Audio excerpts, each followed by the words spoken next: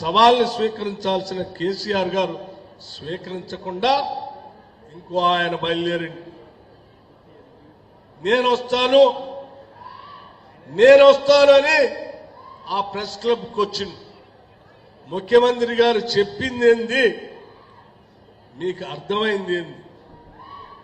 ముఖ్యమంత్రి గారేమో ఆనాటి మాజీ ముఖ్యమంత్రి గారిని శాసనసభకు రండి అని సవాల్ ఇస్తే ఆయన్ని మీరేమో శాసనసభకు రానియకుండా మేమున్నాంలే అని అక్కడికి ప్రెస్ క్లబ్కి వచ్చి నేను సవాల్ స్వీకరిస్తున్నాను, వెయిట్ చేస్తున్నాను అంటే ఈ రాష్ట్ర ముఖ్యమంత్రి ప్రెస్ క్లబ్లోకి వచ్చి సవాలు విసిరేటటువంటి పెద్ద మనిషి రాకుండా ఎవరు పడితే వాళ్ళు వచ్చి మీరు రండి చర్చిద్దామంటే ఎస్, ముఖ్యమంత్రి గారు స్పష్టంగా చెప్పారు. నిజంగా మీకు సవాలు స్వీకరించాలని ఆలోచన కానీ లేకపోతే మీరు చెప్పింది నిజమని మీరు నమ్ముతా ఉంటే శాసనసభకు రండి, మేము లెక్కలతో సహా ఈ ముఖ్యమంత్రి ఈ రాష్ట్ర ప్రభుత్వం నిరూపించడానికి సిద్ధంగా ఉందని చాలా స్పష్టంగా ఈ సభ నుంచే రాష్ట్ర ప్రజలందరికీ తెలియజెప్పే కాదు ఆ టీఆర్ఎస్ నాయకత్వానికి కూడా చెప్తా ఉన్నాను. ఆయన మాట్లాడుతా ఉన్నాడు. ఇప్పుడే నేను కొన్ని చూశాను. కాంగ్రెస్ వస్తే రైతులు అన్యాయం చేసిందని మాట్లాడుతా ఉన్నాడు. ఏమయ్యా, ఈ రాష్ట్రంలో ఉన్న రైతులందరికీ కేవలం 9 రోజుల్లో 9,000 కోట్ల రూపాయలు వేయటం అన్యాయం చేయటమా అని నేను అడుగుతా ఉన్నా. మీరు 1,00,000 రూపాయలు రుణమాఫీ చేస్తా అని మొదటి దఫా గాని రెండో దఫా గాని ఏమీ చేయకుండా ఎత్తేసి చేస్తే కూడా ఒకసారి 4 దఫాలుగా 25 వేస్తే మీరేసింది వడ్డీకే సరిపోయింది, అసలు తీరలేదు. ఆ 1,00,000 అట్లాగే ఉండిపోయింది. 1,00,000 రూపాయలు కూడా రుణమాఫీ చేయలేనటువంటి మీరు మేము రాగానే 2,00,000 రూపాయలు రుణమాఫీ కేవలం 3 నెలల్లో రైతుల అకౌంట్లో వేయటం అన్యాయమా? రైతులు పండించిన పంటకి మద్దతు ధర ఇవ్వటమే కాదు, వరి ధాన్యం పండిస్తే ఆ పండించిన సన్న ఒట్లకి క్వింటాకి 500 రూపాయలు అదనంగా బోనస్ ఇవ్వటం అన్యాయమా అని నేను అడుగుతా ఉన్నా. ఈ రాష్ట్రంలో ఉన్న 29 లక్షల మంది వ్యవసాయ పంపు సెట్లకి ఉచితంగా కరెంటునిస్తూ 1 నిమిషం కూడా కరెంటు కట్టు కాకుండా కరెంటు ఇవ్వటం పొరపాట? రైతులందరికీ ఇన్సూరెన్స్ చేయటం పొరపాట? రైతుల కోసం నిత్యం ఆలోచన చేస్తూ వాళ్ళు ఏది కోరితే అది చేయడానికి రాష్ట్ర ప్రభుత్వం సిద్ధంగా ఉందని చెప్పి దాదాపు 70,000 కోట్ల రూపాయల్ని కేవలం ఈ సంవత్సరాల కాలంలో రైతాంగ సోదరుల కోసం ఈ రాష్ట్ర ప్రభుత్వం ఖర్చు పెట్టింది. ఇది నేరుగా రాష్ట్ర ప్రభుత్వ బ్యాంక్ అకౌంట్ నుంచి వారి అకౌంట్లోకి వెళ్ళింది. ఇది తప్ప? ఆయన ఇంకో మాట మాట్లాడతాడు. కరెంట్ అట కట్ అవుతుందట, ట్రాన్స్ఫార్మర్ కాలిపోతా ఉన్నాయట. నోరుంది కదని ఏది పడితే అది మాట్లాడితే ఎట్లా? మీ ప్రభుత్వ హయాంలో మీరు ఇచ్చినటువంటి కరెంట్ ఎంత? మేము వచ్చిన తర్వాత పెరిగిన డిమాండ్ కూడా దృష్టిలో పెట్టుకుని 17,162 మెగావాట్, దాదాపు 2,000 మెగావాట్లు పైబడి ఈ రాష్ట్రంలో డిమాండ్ పెరిగితే కూడా ఒక్క దగ్గర కూడా కరెంటు కట్టు కాకుండా నిత్యం 24 గంటలు కరెంట్ ఇస్తూ చివరికి ఉచిత కరెంటు కూడా 200 యూనిట్లు పేదవాళ్ళకి ఇస్తూ ముందుకు పోతా ఉన్నాం. ఇది తప్ప? ముఖ్యమంత్రి గారట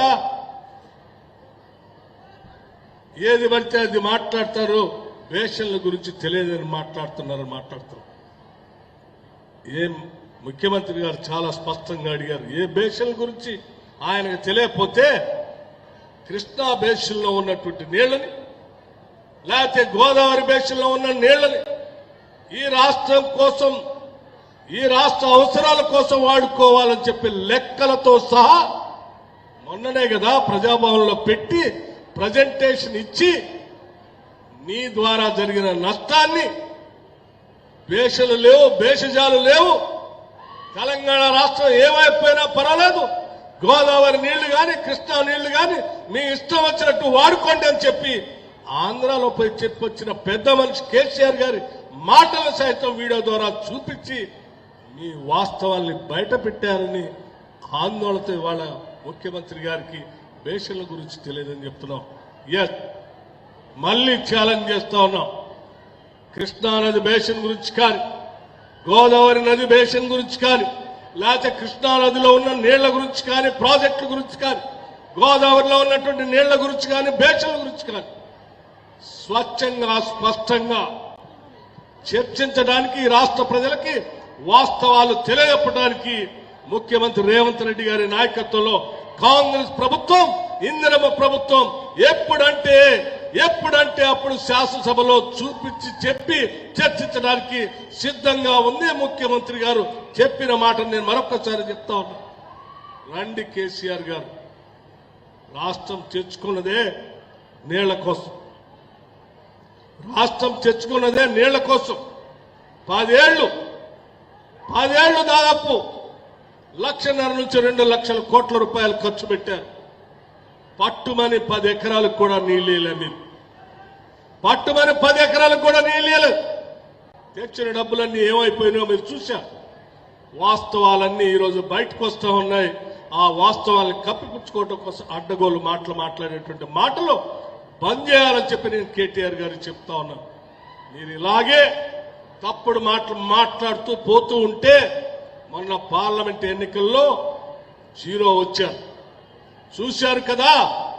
భవిష్యత్తులో స్థానిక సంస్థల ఎన్నికల్లో కానీ, లేకపోతే భవిష్యత్తులో జరిగేటువంటి శాసనసభ ఎన్నికల్లో కానీ కనీసం డిపాజిట్ కూడా రాదు మీకు. ఈ ప్రభుత్వం చేస్తున్నటువంటి సంక్షేమ కార్యక్రమాలు వాళ్ళ ప్రతి పౌరుడికి, ప్రతి కుటుంబానికి చేరేటువంటి కార్యక్రమాలు చేస్తా ఉన్నామని మీ ద్వారా రాష్ట్ర ప్రజలందరికీ తెలియజెప్తూ, అనవసరంగా మీకు మీరు ఎక్కువగా ఊహించుకొని ముఖ్యమంత్రి పైన అవాకులు చవాకులు పేలవద్దని చెప్పి కూడా ఈ సందర్భంగా చెప్తూ, మిత్రుడు మరి స్థానిక శాసనసభ్యులు మురళీ నాయక్ గారు, అట్లాగే వేం నరేందర్ రెడ్డి గారు ఇద్దరు కూడా ఈ ప్రాంత అభివృద్ధి కోసం, ఈ గ్రామాల అభివృద్ధి కోసం కొన్ని ప్రత్యేకమైనటువంటి కార్యక్రమాలు అడిగారు. అందులో భాగంగా మున్సిపాలిటీకి సంబంధించి, మహబూబాబాద్ మున్సిపాలిటీకి సంబంధించి 1,00,000 మంది జనాభా, 1,25,000 మంది జనాభా ఉన్నటువంటి ఈ మున్సిపాలిటీలో ఉన్నటువంటి సమస్య పైన వేలాడుతున్నటువంటి కరెంటు లైన్లు, మిగతా గ్రామాల్లో వేలాడుతున్నటువంటి కరెంటు లైన్లు, అదనంగా కావాల్సిన పోల్స్ గురించి అడిగారు. స్పష్టంగా చెప్పమన్నారు. తప్పనిసరిగా మీ అందరికీ నేను మాటిస్తా ఉన్నాను. దీని మీద ఎగ్జామిన్ చేసి ఆ పోల్స్ షిఫ్టింగ్ కోసం కావాల్సిన విధంగా కొద్ది రోజుల్లోనే చర్యలు తీసుకుంటామని చెప్తూ, మరొక విషయం కూడా ఈ మధ్యనే అందరికీ తెలిసిందే, ఈ శాసనసభ నియోజకవర్గంలో ప్రభుత్వ ఆసుపత్రికి సంబంధించి 300 బెడెడ్ హాస్పిటల్ కూడా ఈ మధ్యనే శాంక్షన్ చేయటం జరిగింది. పెద్దలు వైద్య ఆరోగ్య శాఖ మార్చులు దామోదర్ రాజనరసింహ గారి ఆధ్వర్యంలో కొద్ది రోజుల్లోనే ఆ కార్యక్రమం కూడా పెద్ద ఎత్తున ముఖ్యమంత్రి గారు, హెల్త్ మినిస్టర్ గారు ఇక్కడికి వచ్చి దానికి కూడా ఫౌండేషన్